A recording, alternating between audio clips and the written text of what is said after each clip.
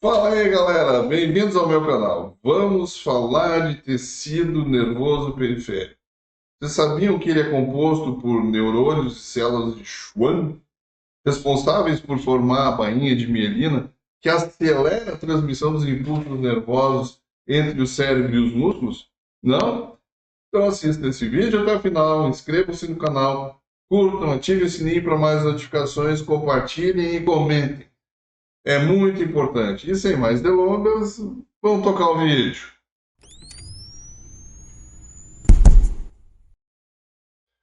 Bom, gente, ter conhecimento da histologia do sistema nervoso periférico é essencial para análises clínicas, pois permite o diagnóstico de neuropatias periféricas, como a conhecida síndrome de Guillain-Barré e as neuropatias diabéticas, e além de lesões nervosas que podem afetar a condução dos impulsos e a função motora sensorial dos pacientes.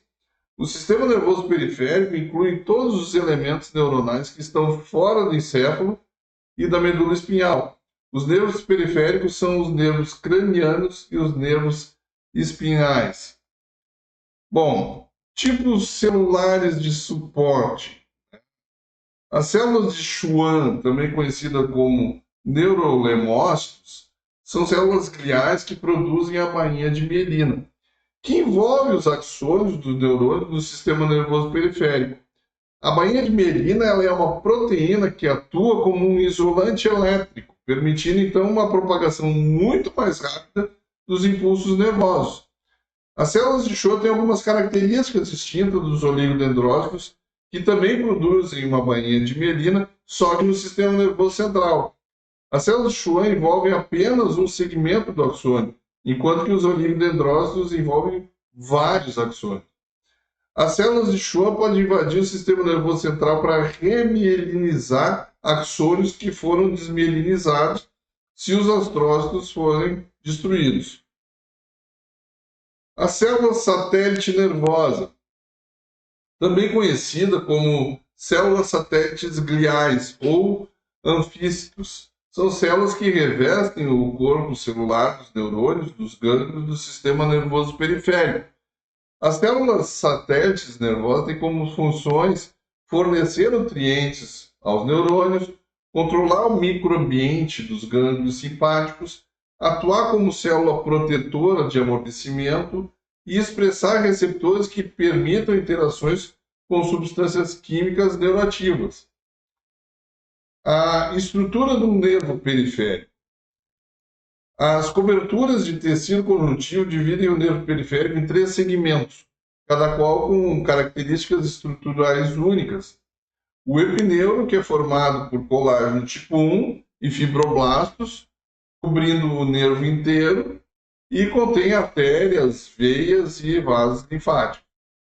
O perineuro, dentro do nervo, separa os axônios em fascículos e consiste em várias camadas concêntricas de células neuroepiteliais perineurais com duas características distintas. Uma lâmina basal, constituindo em colágeno de tipo 4 laminina, que circunda as camadas das células perineurais, e as células perineurais que estão unidas umas às outras por junções de oclusão para formar uma barreira de difusão protetora, a barreira hematonervosa, responsável pela manutenção fisiológica do microambiente do endoneuro.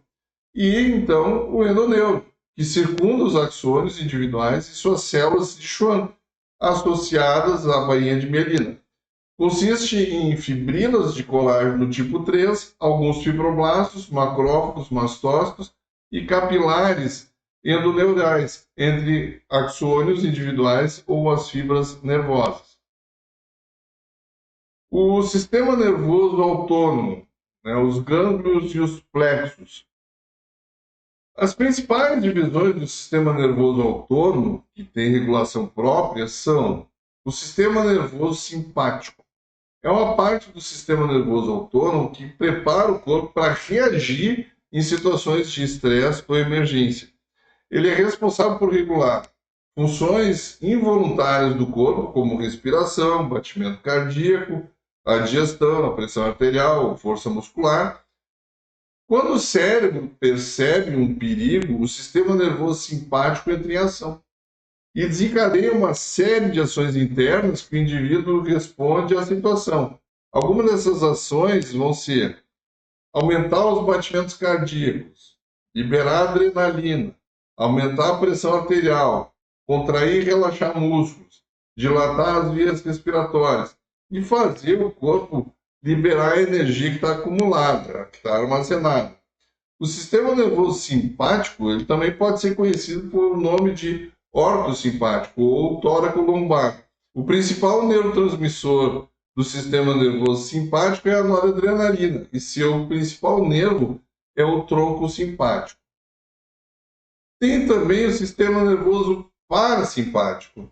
Ele é uma parte do sistema nervoso autônomo que atua em situações de calma, como repouso, digestão, saciedade. Ele é responsável por diminuir a pressão arterial, diminuir batimentos cardíacos, diminuir a adrenalina, diminuir a glicose do sangue. O sistema nervoso parasimpático ele atua em oposição ao sistema nervoso simpático, que é ativado em situações de estresse, perigo ou excitação, como a gente já viu antes.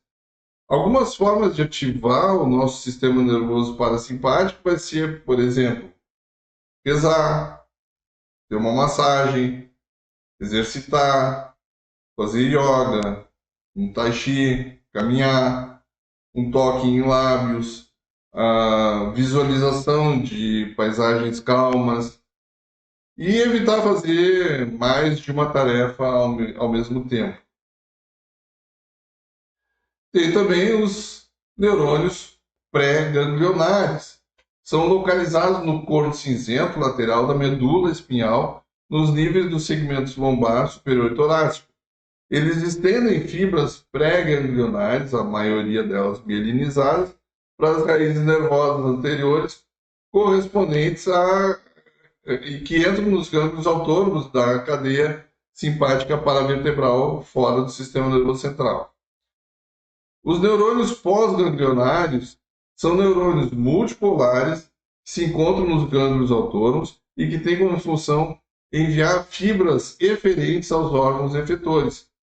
Os neurônios pós-ganglionares recebem fibras mielínicas, um ramo comunicante branco, do neurônio pré-ganglionar, que se encontra na medula espinhal ou no tronco encefálico.